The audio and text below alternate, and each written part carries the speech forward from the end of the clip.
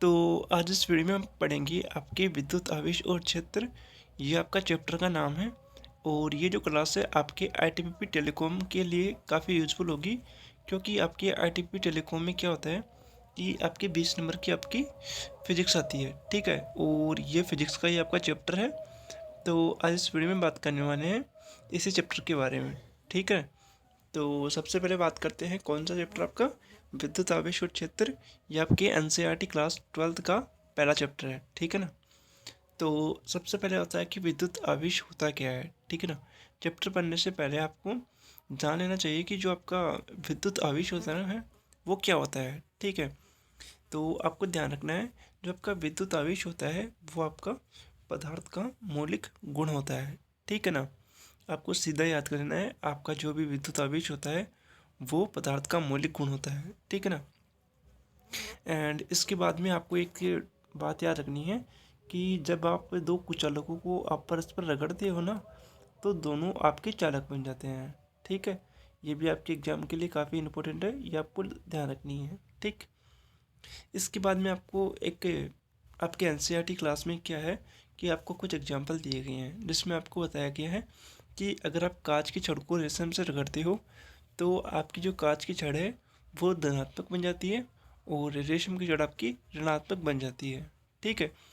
इसी आपका ऐसा ही आपका एग्जाम्पल नंबर 2 है कि जब आप एबोनाइट की छड़ को बिल्ली की खाल से रगड़ते हो तो एबोनाइट की खाल आपकी ऋणात्मक, बिल्ली की खाल पॉजिटिव बन जाती है, ठीक है।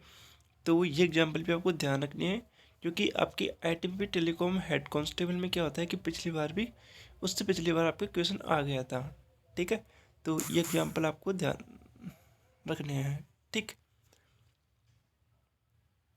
अब इसके बाद में आपको कुछ इंपॉर्टेंट बातें हैं कि आपको ये ध्यान रखना है कि समान आवेशों के बीच में क्या होता है हमेशा। समान आवेश मतलब जब आपके दो आवेश होते हैं, ठीक है ना। जब आपके दोनों आवेश जैसे पॉजिटिव पॉजिटिव होंगे या नेगेटिव नेगेटिव होंगे, ठीक है, तो उनमें क्या होगा, तो उनमें आपका प्रतिकर्षण होगा। मतलब वो एक दूसरे को यानी मतलब एक दूसरे को प्रतिकर्षित करेंगे, ठीक है।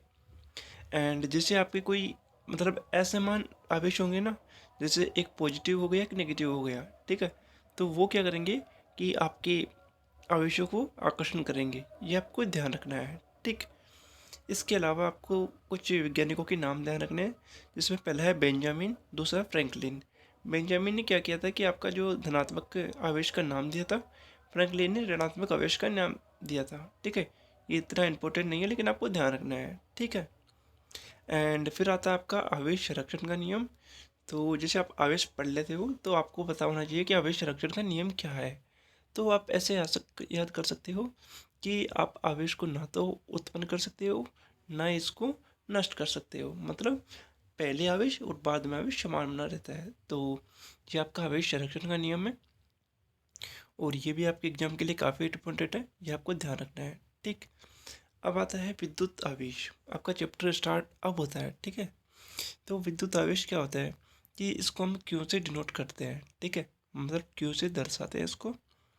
एंड ये आपका जो है एक अदिश राशि है। ये आपको ध्यान रखना है कि जो आपका विद्युत आवेश है वो एक प्रकार की अदिश राशि है। अब बात करते हैं कि अदिश राशि क्या होती है। तो अदिश अदिश राशि वो होती है जिसमें आपको केवल परिणाम की जरूरत होती है, ठीक है ना। वे राशियाँ जिनमें आपको परिणाम की जरूरत होती है उन्हें सदिश राशि अदिश राशियाँ कहते हैं। ये आपको ध्यान रखना है। एंड फॉर्मूला की बात करें तो क्यू बराबर आई टी होता है। ये आपको ध्यान रखना है, ठीक है। यहाँ पर आई होता है आपका विद्युत धारा और टी होता है आपका समय, ठीक। ये फॉर्मूला से आपका न्यूमेरिकल बन जाएगा, ये आपको ध्यान रखना है एग्जाम के लिए, ठीक है। एंड मात्रक की बात करें, क्योंकि यहाँ से क्वेश्चन पूछा जाएगा, तो विद्युत आवेश का जो मात्रक है एम की पद्धति में वो है आपका एम्पेयर इंटू सेकेंड। एसआई में है आपकी कूलाम, ये आपके लिए इंपॉर्टेंट है। एंड सीजीएस में आपका स्टेट कूलाम, ठीक है। एंड इसी के साथ साथ आपको ध्यान रखना है कि जो आवेश की खोज है वो आपके थेल्स ऑफ मिलेटिस या मिलेटिस ने की थी। एंड जो आपकी आवेश की विमा है वो आपकी E1T1 होती है। ये आपको ध्यान रखना है, ठीक। कि क्योंकि आपकी आईटीपी हेड कांस्टेबल में आपकी विमा भी पूछी जाती है। पिछली बार आपके स्थितिज ऊर्जा की विमा पूछ ली गई थी, ठीक। एंड ये रिलेशन आपको ध्यान रखना है कि 1 कूलम में आपके 3 × 10⁹ स्टेट कूलम होते हैं। एंड अब बात करते हैं अगले टॉपिक के बारे में। एक है कि जब आपके आवेश दो प्रकार के होते हैं, एक होता है स्थिर आवेश, दूसरा है गतिमान आवेश। तो गतिमान आवेश के कारण आपके चुंबकीय क्षेत्र, विद्युत क्षेत्र दोनों उत्पन्न होते हैं। एंड एक और फैक्ट याद करना है कि एक क्वांटा बराबर आपकी होते हैं 1.6 × 10⁻⁻19।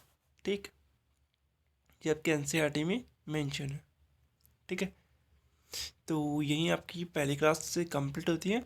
और देखो ये क्लास काफ़ी छोटी है क्योंकि इसमें क्या किया मैंने कि आपको एक तरीका बताया कि आप इस प्रकार की जो भी फैक्ट चीज़ें होती है ना वो पढ़ सकते हो। एंड धीरे धीरे हम इस क्लास के पार्ट है वो जल लाएंगे। तो आपको कमेंट में बताना है कि आपको क्लास कैसी लगी। ठीक है, और वीडियो को शेयर कर लेना है क्योंकि ऐसे इन्फॉर्मेटिव जानकारी आपको समय समय पर मिलती है।